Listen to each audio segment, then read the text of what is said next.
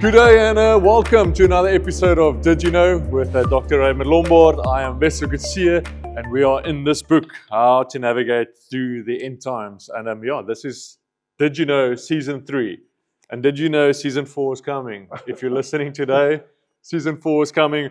When we finish with this book, this has been a journey through your book that we released about a year and a half, 2 years ago. Yes. And we thought, you know what? We have this, did you know, where it comes from Dr. I always asking us, did you know that the Bible says this? Now we said, well, did you know that this book says this? All stemming from the Bible, but then chatting to Dr. A through all this stuff. And Which is actually, we've been focusing on end time Bible prophecy. End time Bible prophecy, that's what this book is about. Yes, about the end times. And we are in the end times of this book officially. So that's why I'm already thinking of Season 4. Cool. And we're going to have some interesting chats about Season 4. But for today, we are in the final chapter. Finally. Final chapter. It's called The Eternal Abode of the Believer. So if you are a Christian today, if you are a believer in Christ Jesus, we've got to ask ourselves, where are we going? Before Jesus comes back to earth, after Jesus comes back to earth, are there any changes happening? Is it going to be all the same? Am I staying in Cape Town? Am I moving to Jerusalem? All those questions. So, this chapter starts out with home finally. I wanted to ask you this because the first thing that the book speaks about, of course, is the New Jerusalem. And from the beginning of the Bible, or one of the father of faith, Abraham, was the first one to have a conversation with God about this New Jerusalem. Absolutely. What was that conversation about? Because if he spoke to Abraham, if I say now 2,000 years ago, 3,000 years ago, what New Jerusalem was he speaking about? 4,000 years ago he spoke to Abraham. 4,000 years ago. What was that New Jerusalem? So when God called Abraham from Ur of the Chaldeans, which is to the Persian Gulf, the southern part of Iran, incidentally Persia, that's where Abraham actually came from. And God called him to Haran, and from there to the land of Canaan, as a pilgrim to sojourn in the country. Then the Bible says God said to him, I've got a city for you. But he never saw that city. So in the book of Hebrews, chapter 11, verse 10, it says, so by faith Abraham dwelt in the land of promise, as in a foreign country. When he traveled through Canaan, which today is the land of Israel, dwelling in tents with Isaac and Jacob, his sons and his sons' children. The heirs with him of the same promise, because God gave that promise to the patriarchs, Abraham, Isaac, and Jacob. For he waited for the city which has foundations, whose builder and maker is God. So God promised Abraham a city. Yes. He never saw it.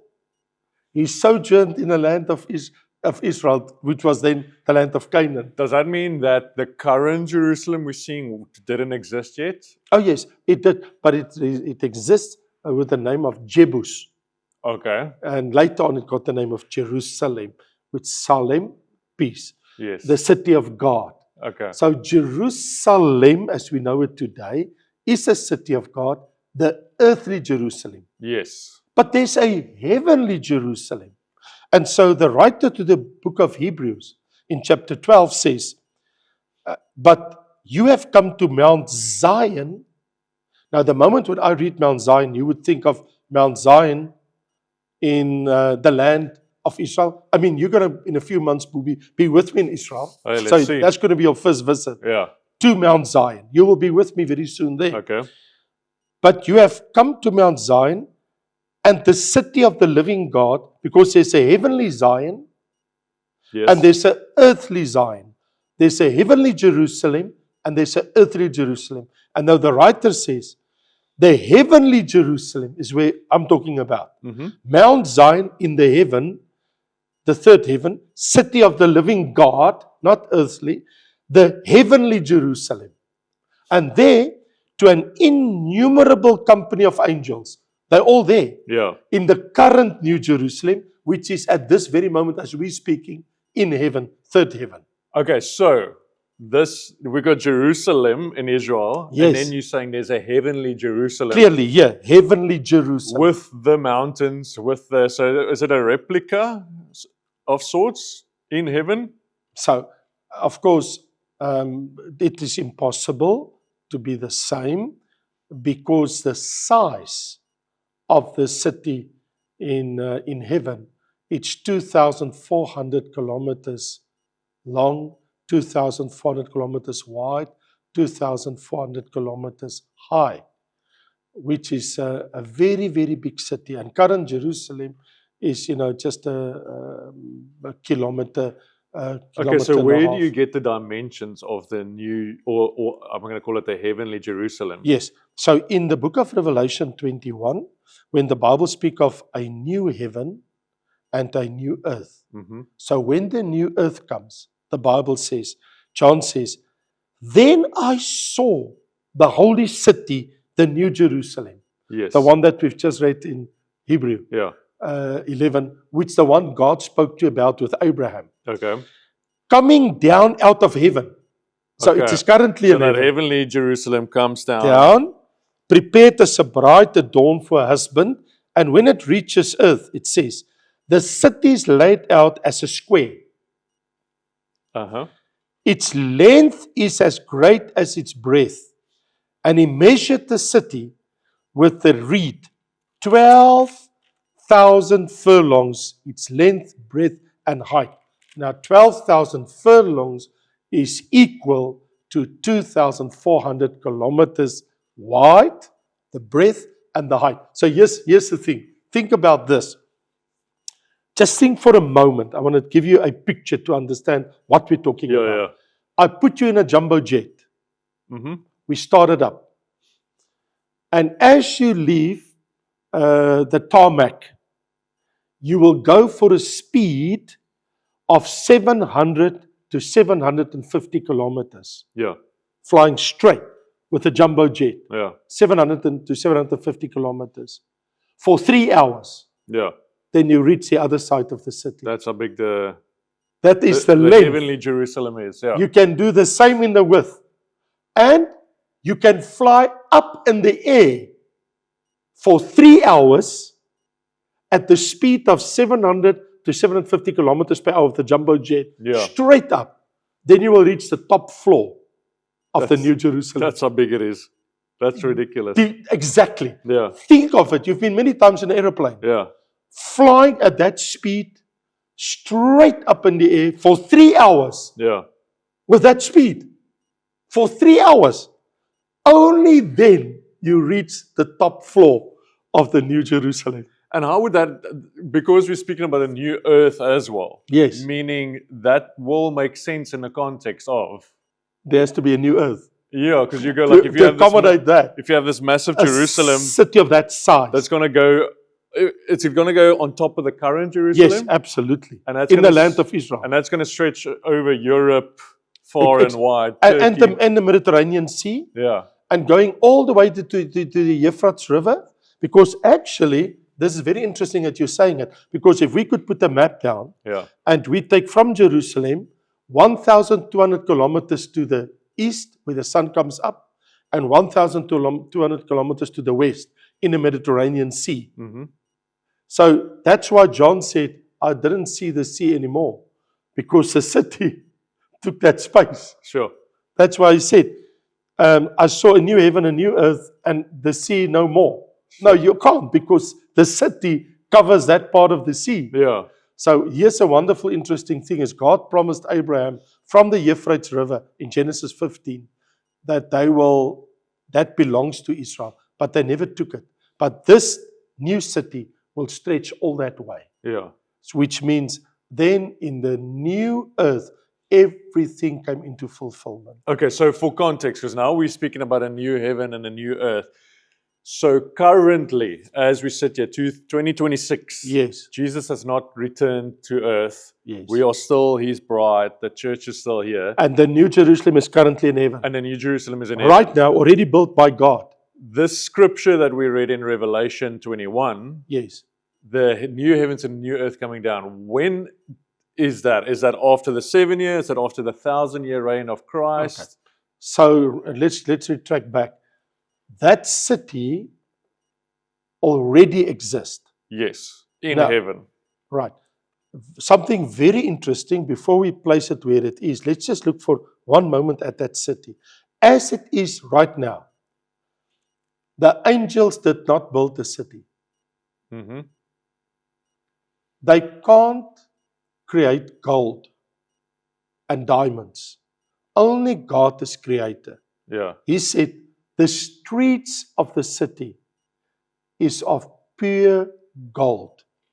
2,400 kilometer long golden road to the east, to the west, and of course all the floors and all Yeah. the roads. But here's the thing. In that city, and your question is, when is it coming down? First, look at the city. It's already there. It is made by God. God himself built it for us, for Israel, for the church, and for him to stay in for all eternity. Yeah. And it says, the innumerable company of angels are there, the general assembly and the church of the firstborn who are registered in heaven. So all Christians that died are there. They're living in a New He Jerusalem. says they are there. They're registered in heaven. And the spirits of the just men made perfect. All the Old Testament saints, they're also there. Yes. They're also living in a They're new, also new there. Jerusalem. And Jesus, the mediator of the new covenant. Okay. Jesus also living in a new Jerusalem. And the blood of Christ that speaks of better things than Abel. Because the blood of Abel called for vengeance because his brother killed him. Yeah. But the blood of Jesus speaks of forgiveness. So people that are there because they're forgiven. Happened. So these people that are there in the New Jerusalem, they will come down with the city when? It can't be with the rapture, because of the rapture, only the church of the firstborn, not the Old Testament saints, only the church that died in Christ, they come down, get their resurrected bodies. Me and you that are still here and alive, we change into our immortal resurrected bodies, and we go back to stay in the New Jerusalem for that 7-year period, the Great Tribulation. Then Jesus come to reign on earth for the 1,000th year, bringing some of the church that received crowns, some of the Old Testament saints like David and Abraham and Isaac and Jacob, name by name, Yeah. they will be on earth with Christ in 1,000 years, in the kingdom on earth for 1,000 And years. those without crowns, they're staying in the New Jerusalem. In heaven, Yeah. and it's okay. Father God is there, the angels are there. I mean, you're still living in a New Jerusalem. So it's Exactly. probably pretty nice. Exactly. And then, no death, no sickness. Yeah. And then at the end of the 1,000 years, God created a new heaven and a new earth. And at that moment, the New Jerusalem that's currently in heaven will come down to earth. Which means you can't say, I'm going to be with God forever and all eternity in heaven. Because that is not where Vessel's going to stay. Yeah. And Raymond for all eternity. Heaven is not our home for eternity. It's only a temporal home. So if we're speaking about the eternal abode for a believer. It's on earth, Okay. back to earth. Yeah.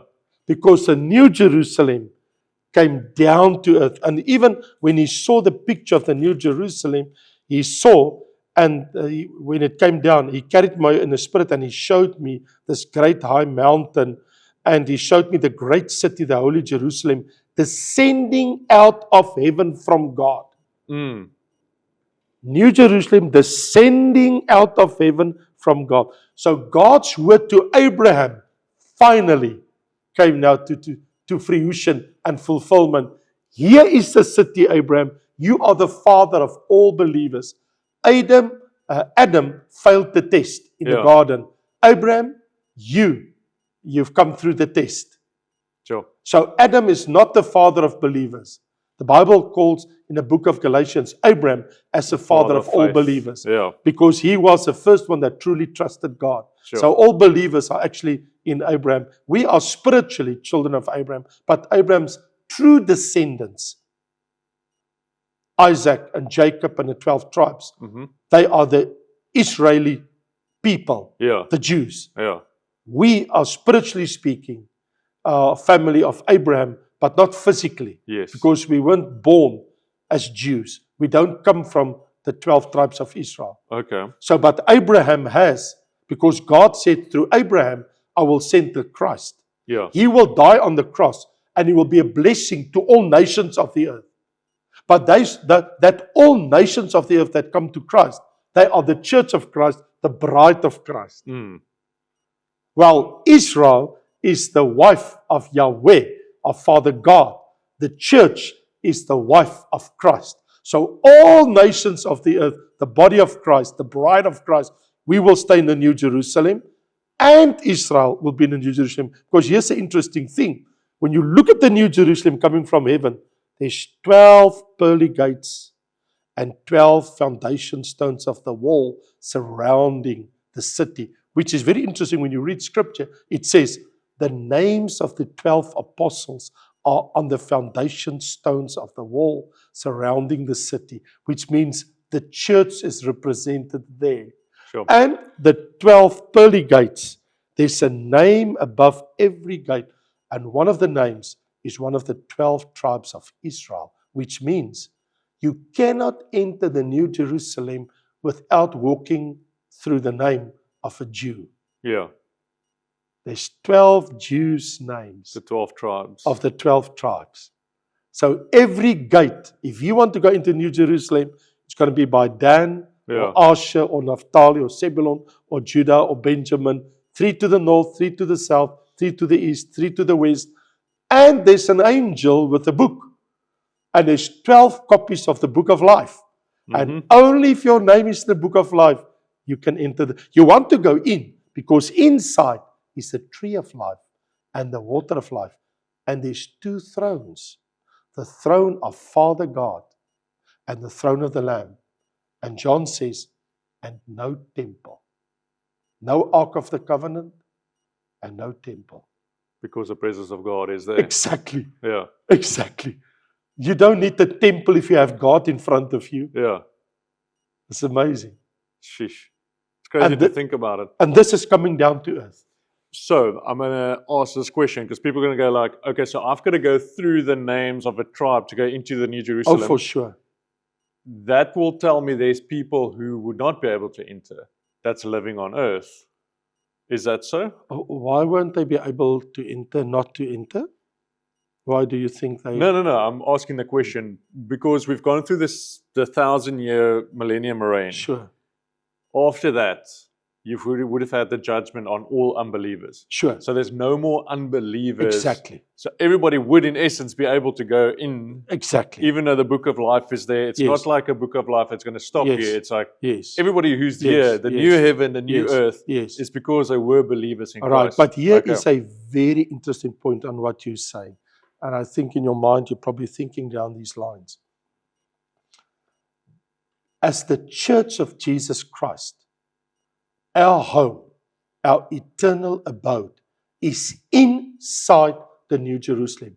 Did you know that the ground level, the floor level of the New Jerusalem, the first floor level, and remember, the length and the breadth of the ground level, not the first floor, the ground level, is 5 times the size of the total square kilometer of the country of South Africa.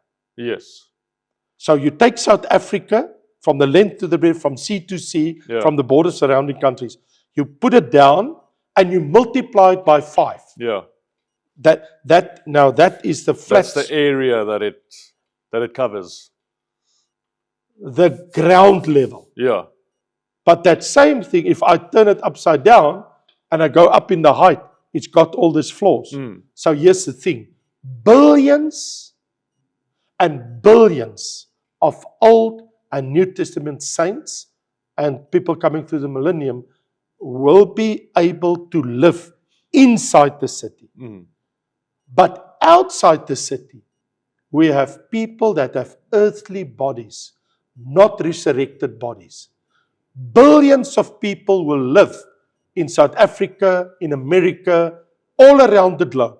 And they will all go from time to time on the new moon and whatever, and they will travel to the land of Israel, to the New Jerusalem, go into the city, eat of the leaves of the tree, eat of the fruit of the tree, drink of the water of life, go back out by the 12 gates, Yeah. all over the globe, and return and go and return. They have normal earthly bodies like I have here today. They can't perish, they can't die, they can't become sick. Because remember, if Adam and Eve have never sinned in the Garden of Eden, what would be the situation today on earth? Just think for a moment. Let's go back. Let's go back 6,000 years ago. No sin, no sickness, no. Death, Yeah. okay? No devil, no sin, death, no nothing. Yeah.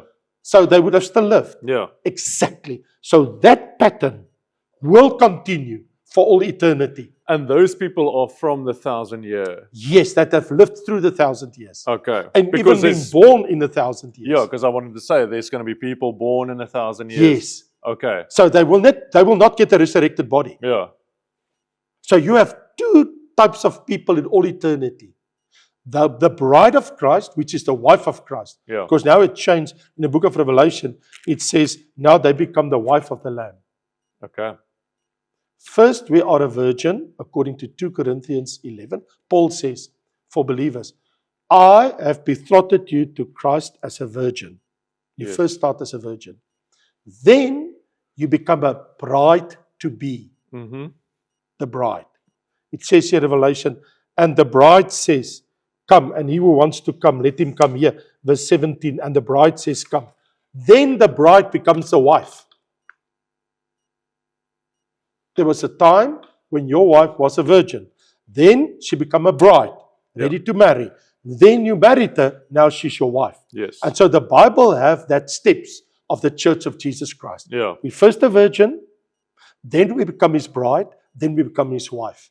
So the church of Jesus Christ in all eternity will live in the New Jerusalem on earth as an eternal abode. Yeah.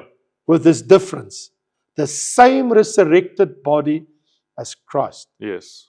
which means, can we travel with the speed of light to heaven and to other planets in the universe where God wants to send us? Mm-hmm. Because the question is God going to populate the universe?